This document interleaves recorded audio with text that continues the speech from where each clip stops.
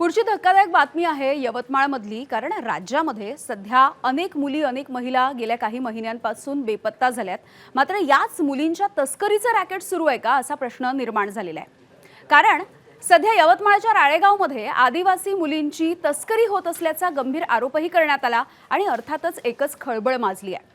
धक्कादायक म्हणजे या प्रकरणामधल्या सगळ्या मुली या अल्पवयीन असल्याचं समोर आलेलं आहे।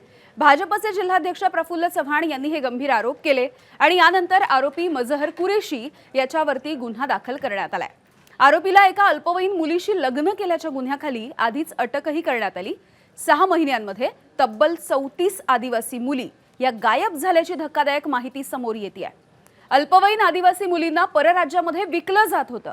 सोबतच देह व्यापार, मानवी तस्करी यासारखे गंभीर प्रकार सुरू असल्याचे आरोपही प्रफुल्ल चव्हाणांनी केले आहेत। यवतमाळ पोलिसांच्या कार्यक्षमतेवरती देखील चव्हाण यांच्या आरोपांमुळे प्रश्न निर्माण होत आहेत।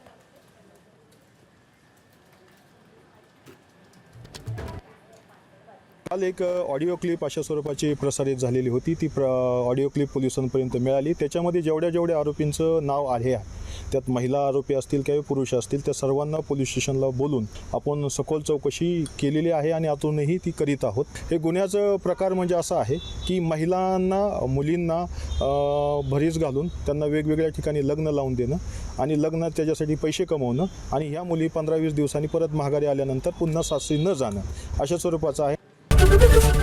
एबीपी माझा, उघडा डोळे बघा नीट।